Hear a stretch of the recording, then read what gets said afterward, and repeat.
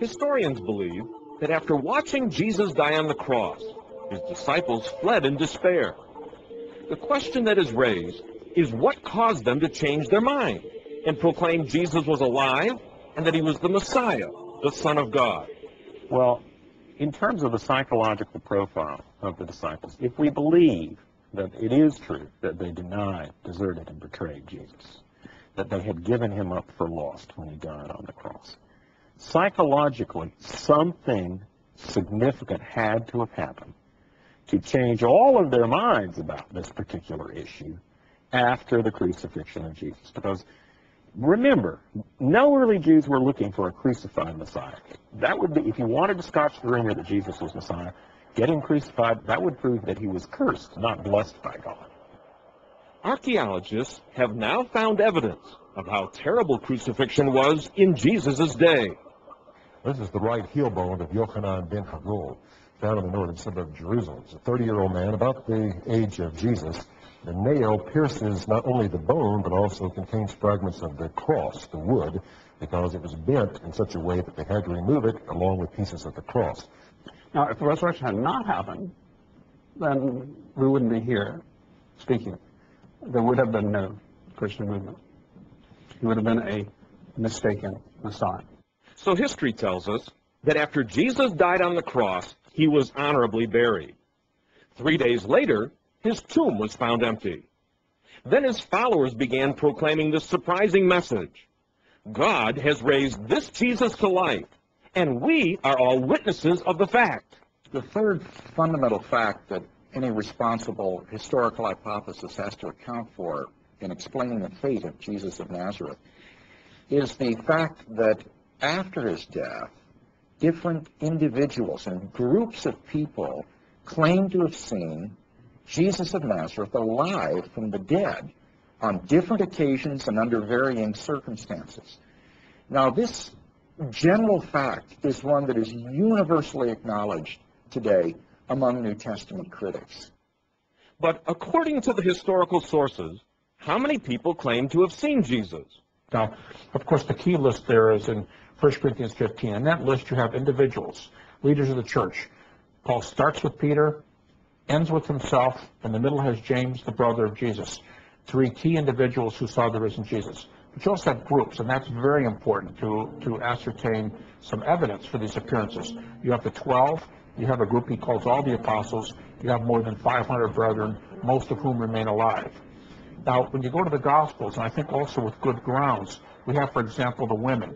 You have several women at the tomb, and probably Mary Magdalene alone as she returns. So you've got them citing Jesus as well as the empty tomb. And again, if you're going to put your best foot forward, you do not use women because they can't go to a law court. You're not going to impress people in first century Palestine. By far the best reason for starting with the women, and secondarily with Mary, is very simple. They saw the risen Jesus.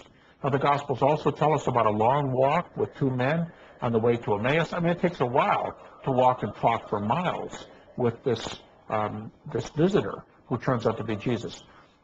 You have appearances to the groups of disciples. You have, in John 20, all the disciples present, except, of course, Judas and Thomas. You have a second appearance a week later with Thomas in the famous incident where Thomas asks for evidence. So you've got a wide range of activities. You've got men and you've got women. You've got individuals and you've got groups. You've got indoors, outdoors, sitting, standing, fishing, making a shore lunch, walking with them, hanging on by the ankles. Wide variety. But scholars want to know, what did these people really see? Did they see Jesus in his physical body or in some kind of a vision? Most scholars would certainly say the disciples believed that they saw Jesus. And many of them would just want to leave it there and say, okay, it was a subjective phenomenon that happened here.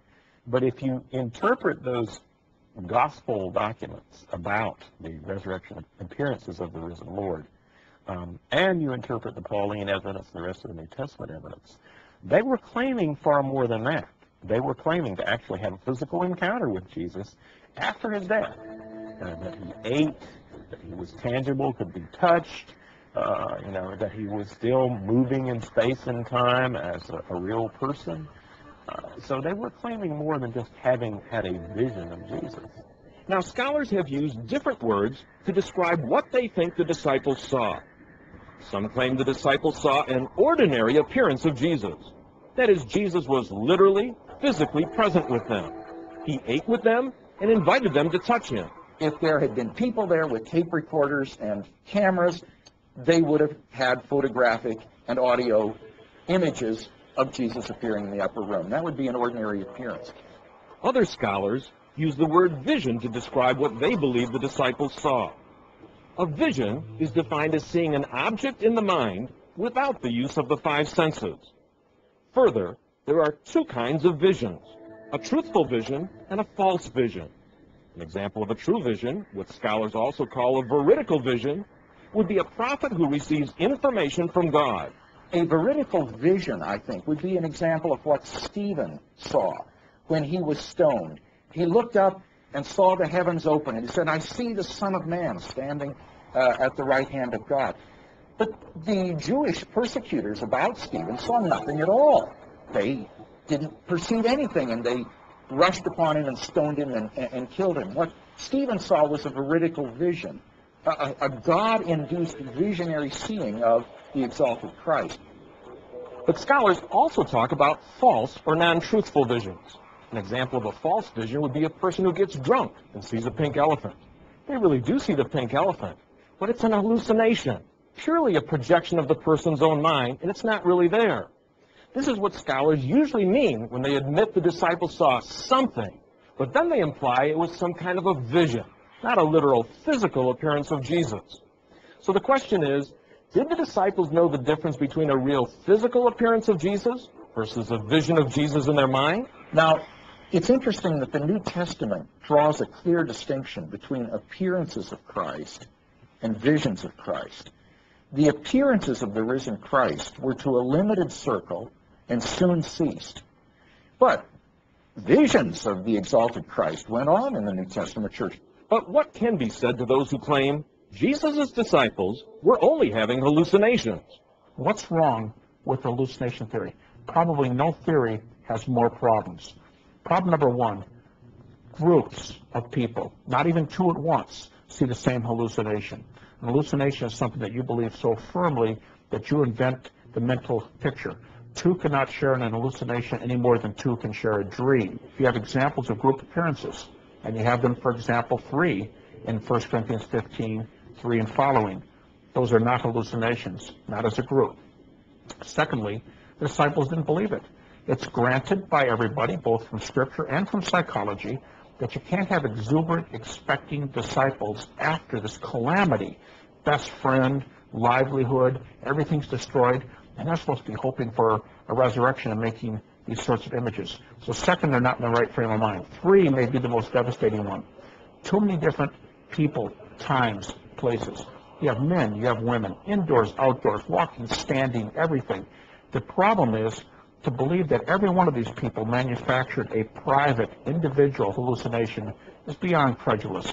We rarely even see hallucinations today, but they were just supposed to have them on demand. That's too problematic. Fourth problem, if the disciples were seeing hallucinations, we got a little problem with the empty tomb. It wouldn't be empty. And so the leaders are saying, now, fellows, we got a problem here. Now, critics say, come on, 50 days later, what would the body look like? Hey, look, it doesn't make any difference. This body looks like it's crucified. Here's the nails. This is your man. Blows the theory away. So the empty tomb is a death blow to hallucination. In addition, neither visions nor hallucinations explain what the disciples proclaimed, namely that Jesus literally, physically rose from the dead. It's offered as an explanation of the appearances. But in fact, it does not explain why the disciples came to believe Jesus was risen from the dead. For you see, given the typical Jewish mentality about beliefs in the afterlife, they would have believed that Jesus would have gone to Abraham's bosom, to paradise, where the souls of the righteous dead would be with God until the resurrection at the end of the world. And therefore, if they had hallucinated visions of Jesus, they would have projected visions of him